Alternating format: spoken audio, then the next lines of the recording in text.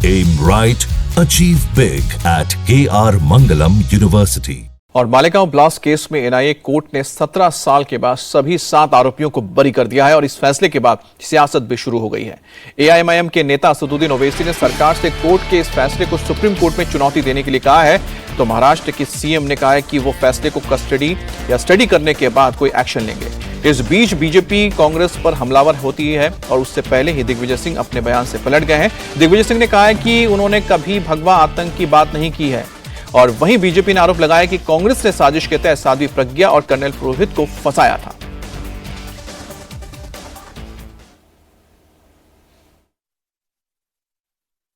अब इसमें इन्वेस्टिगेशन बहुत गलत हुआ। दूसरी बात यह है कि 17 साल के बाद कोर्ट ने तमाम आरोपियों को एक्विट कर दिया।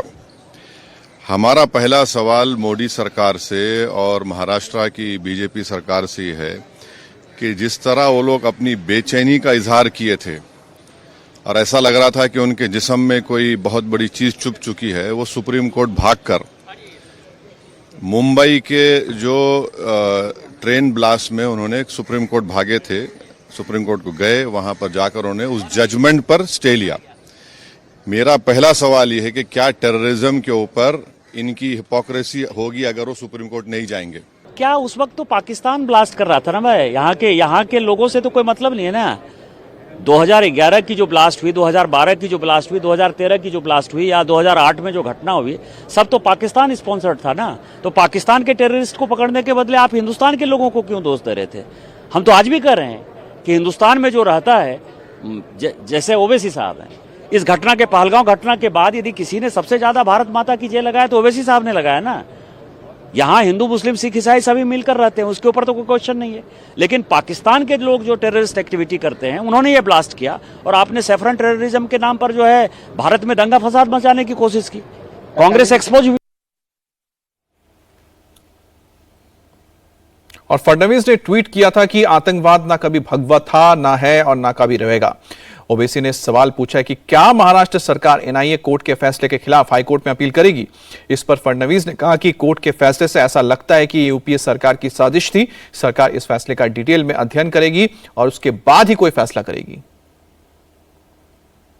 जिस प्रकार से कांग्रेस प्रणीत यूपीए सरकार ने भगवा आतंकवाद, हिंदू आतंकवाद, ये नरेटिव सेट करने के लिए षड्यंत्र रचा और ये पूरा मालेगांव का केस तैयार किया, आज उसका पर्दाफाश हो गया है। कोर्ट ने सबूतों के आधार पर ये कितना खोखला था, ये कैसा षड्यंत्र था, ये किस प्रकार से रचा गया था, ये सारी चीजें सामने लाई हुई है। और एक प्रकार से केवल वोट की राजनीति के लिए अपनी वोट बैंक को और विशेष रूप से एक पर्टिकुलर धर्म की वोट बैंक को खुश करने के लिए जिस प्रकार से नैरेटिव लाने का प्रयास कांग्रेस ने किया था और तमाम भगवा और हिंदुओं को आतंकवादी ठहराने का जो काम कांग्रेस ने किया था, आज पूरा देश उसका धिक्कार कर रहा है और हम मांग करते हैं कि कांग्रेस ने माफी मांगनी चाहिए।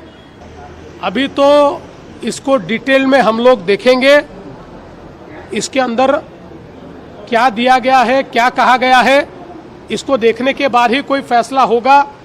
अपरेंटली जिस प्रकार की चीजें सामने आ रही है उसमें यह स्पष्ट रूप से दिख रहा है कि यह षड्यंत्र था।